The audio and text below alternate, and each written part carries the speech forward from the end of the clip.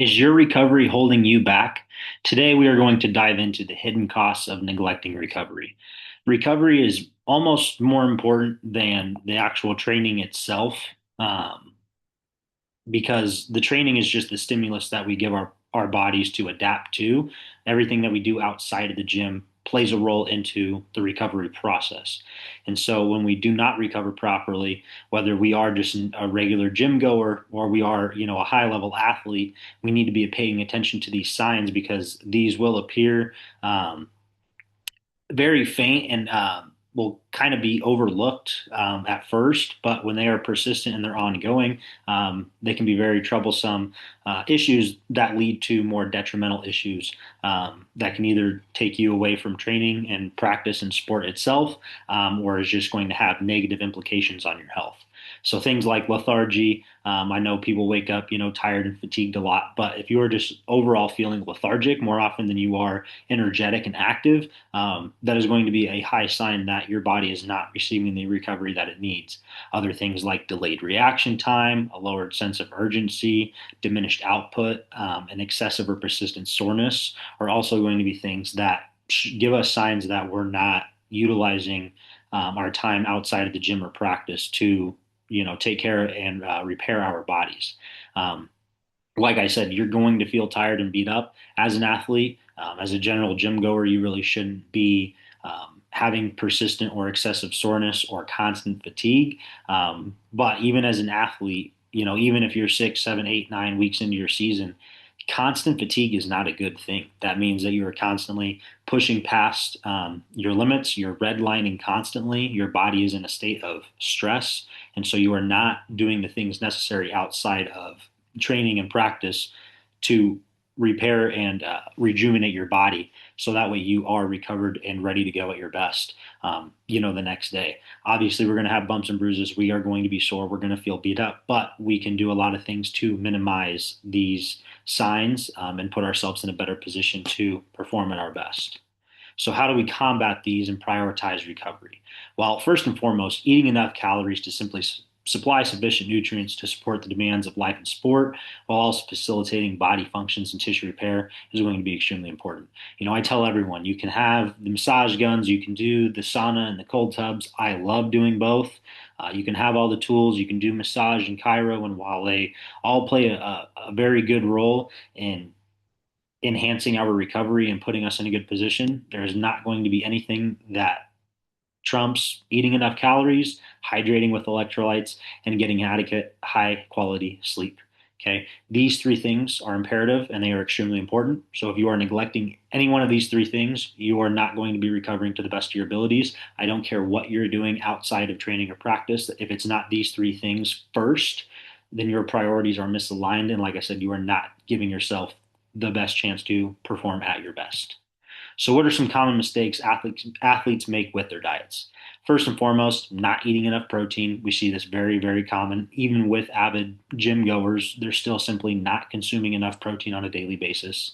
Inconsistent food intake day to day. So, one day they may consume 1,500 calories, and the next day they may consume 2,700 calories, and the day after that it might be 1,000 calories. So, very inconsistent food intake day to day.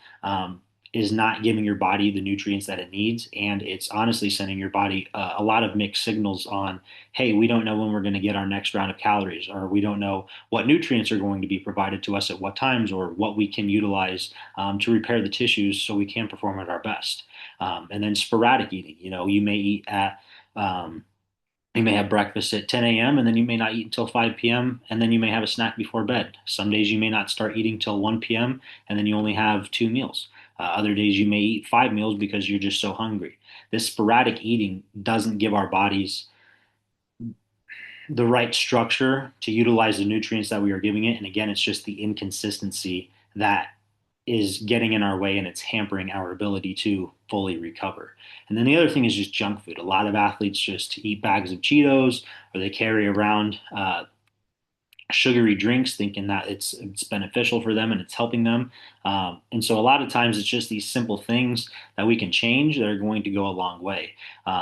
Essentially prioritizing protein with every single meal that we eat.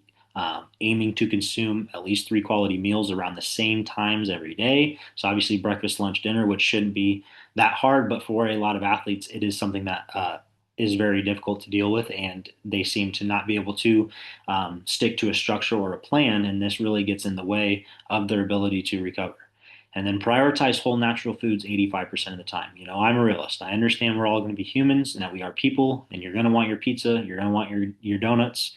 I understand, but the whole natural foods are going to provide us with tons of micronutrients that are going to provide our bodies with all of the stuff that we need to perform at a high level to recover and repair the tissues so we can be at our best. And by simply neglecting your diet in this manner is going to have very detrimental effects on your recovery. And so while this presentation is about recovery, I don't want to dive too much into diet specifics. Um, but these things are very important to follow, and they're going to play a very large role in your recovery.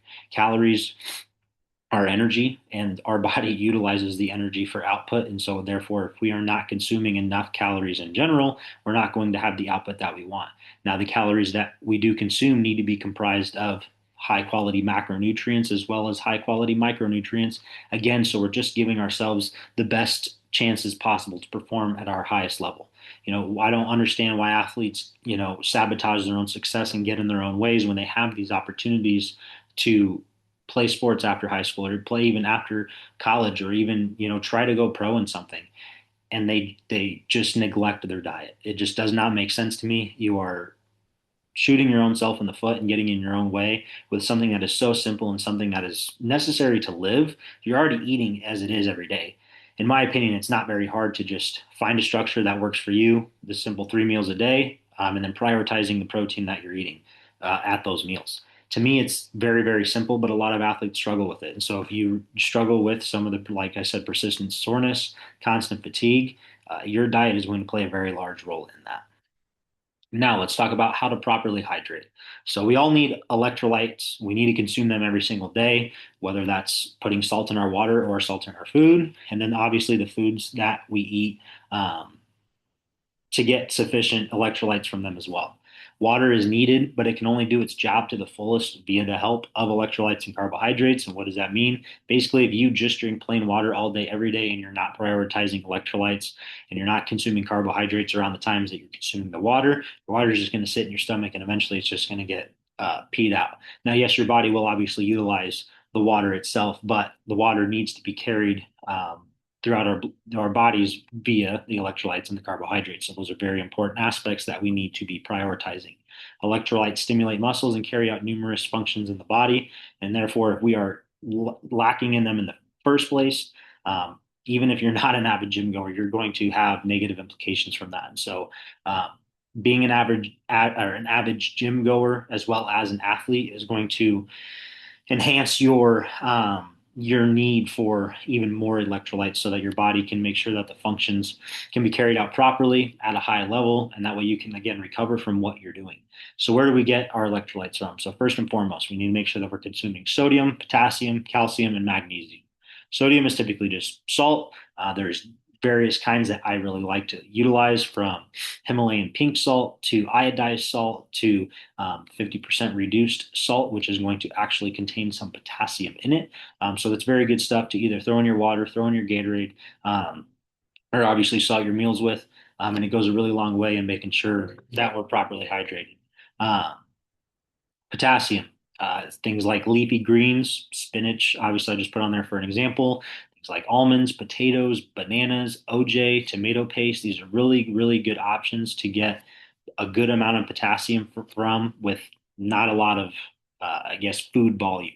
A banana, 8-ounce cup of OJ contains a good amount of potassium in them that's going to carry you a long way. And obviously, prioritizing these food selections with breakfast, lunch, and dinner is going to ensure that you're getting adequate electrolytes throughout your day at your meals to stay properly hydrated throughout the day.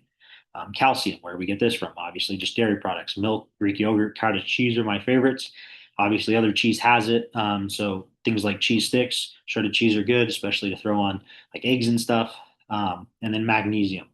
You're probably going to have to supplement your magnesium just to make sure that you're getting the proper amounts. But Things like pumpkin and chia seeds, black beans, and dark chocolate that's over 70% are really good sources of magnesium.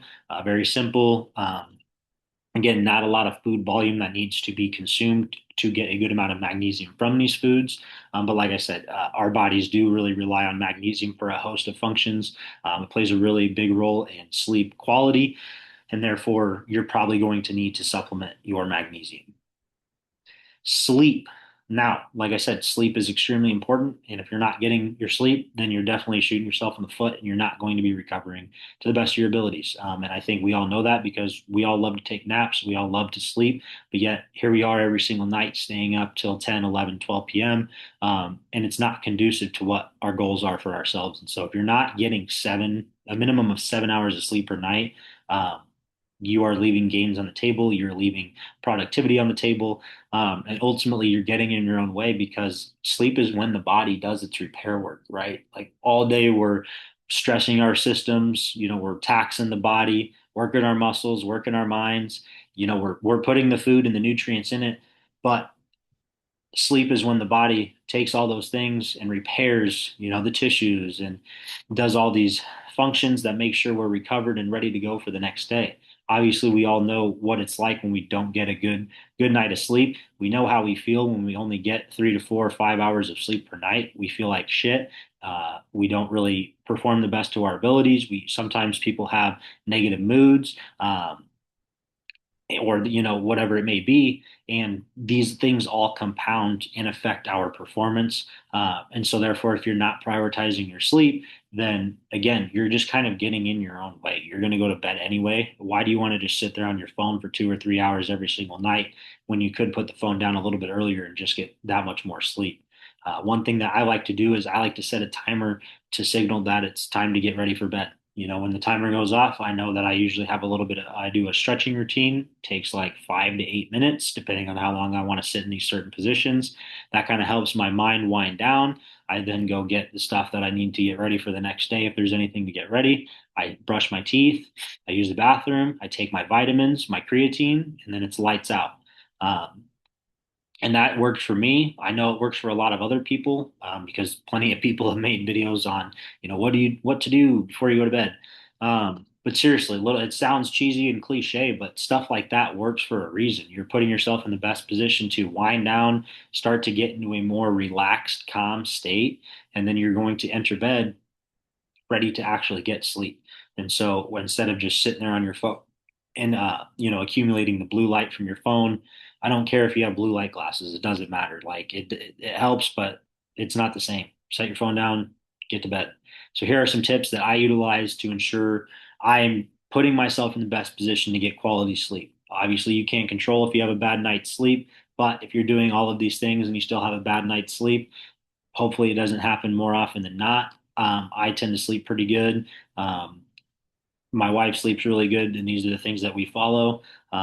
And obviously, again, a lot of people out there have made plenty of videos on sleep, and these are the things that everyone talks about. These are, in the books, et cetera, et cetera.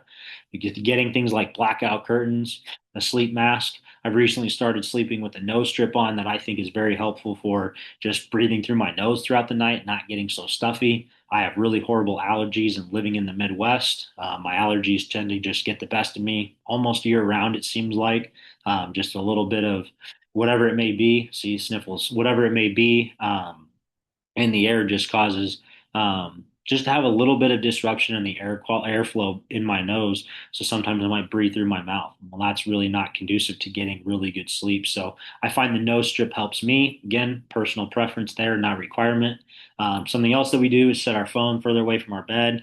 We utilize fans to try to create the coldest environment possible. And when we can, try to crank the AC down as low as possible. I love the wintertime because obviously we have the heat running to keep the house warm. But I like to keep the house pretty cool in the wintertime. I don't really like to set our temperature above 62 degrees. I know it's going to be crazy to some people that keep their houses at 68 or 70 in the wintertime, but I really like that cold environment, and I tend to get some really good sleep in the wintertime usually. Some other things that help, again, just mattress topper, comfy pillow, trying to create the most the best environment possible so that you can get the best quality sleep.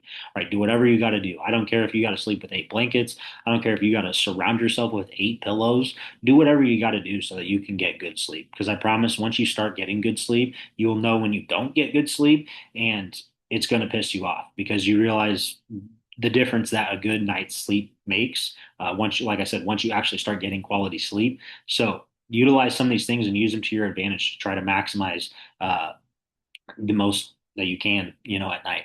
And then just a few other things, supplement with magnesium, like I already talked about. And then a couple other supplements that my wife and I take that we have found very, very helpful are tart cherry extract and L-theanine. I take the L-theanine for some other reasons, but when I found out that it aids in sleep, it's a staple, doesn't leave my rotation. Same with the tart cherry extract. Ever since that has came into play, it is a noticeable difference on sleep every single night. Like I said, some nights it's just like it's summertime right now. It's hot, so the room gets hot. Um, and like I said, you can't control a bad night's sleep, but you can use certain things or utilize these things to try to maximize the quality of your sleep. And I have noticed definitely because nothing has changed within the last year besides for me, besides adding the nose strip and the tart cherry extract. Everything else has been staples for a very long time now. And I can tell you for a fact, adding in the tart cherry extract and then the addition of the nose strip in the last month has made us, the tart cherry extract has been in the routine for almost a year now, but the nose strip is recent within the last month. But I can for sure say that those two additions have helped a ton. Again, just my recommendations, things that I personally use. They get no affiliation, obviously, with tart cherry extract or nose strips. So I'm just telling you guys it works for me. Use them to your advantage. I really love them. Um, but these are the things that you need to prioritize as an athlete. If you're under recovering and you are showing signs of under recovery, then you need to take a step back and ask yourself, am I really eating enough food? Am I hydrating properly? And am I getting enough sleep? If the answer to those three is yes, you're getting enough calories, you're hydrating properly, and you're getting enough sleep, then you can start to address maybe other recovery modalities, or you need to take your just overall workload and see where you're kind of pushing that red line at and see if where you kind of need to scale back and adjust some things. But I promise your most people's issues will forever be under recovery, not overtraining. Um, so that's all I got for you guys. Really simple stuff. Again, nutrition, hydration, sleep. If you do those things and you maximize those to the best of your ability every single day of every single week of every single month, you're going to put yourself in the best position to be the healthiest version of yourself, to being able to show up at your best every single day for your family, your friends, your coaches, your teammates, your coworkers, whoever it may be. You're going to live a much higher quality of life and be a much better human by prioritizing these things, whether you're an active gym goer, an athlete, or you're just an everyday person. Thank you guys for all your support. I appreciate all the views that have been coming in lately and all the questions that I've been getting asked. If you guys have any more questions, shoot them down below in the comments. And as always, feel free to like and share this video, subscribe to the channel. It helps me just continue to be able to put out high quality information and education for you guys. I just want to help provide the clearest, most concise information that I possibly can. That way, there's no confusion, there's no gimmicks. That way, people can implement this stuff and get real results in their real lives. Okay. I appreciate all your guys' support. If you have any questions, shoot them down below. Shoot me a message on Instagram or shoot me an email. I would love to help all of you guys if I can. And I do have a free nutrition book for athletes on my website at abestrength.com. Take advantage of that. I also have a paid one as well that goes into just a little bit deeper dive on how to go about setting up your diet and some more information on nutrition. If those resources seem valuable to you, please feel free to check them out or share them with a family member or a friend who could benefit from them. I just want to help as many people as I can, and the more people that share this stuff and get the information out, just continues to help more and more people. So I appreciate your guys' support. Thank you.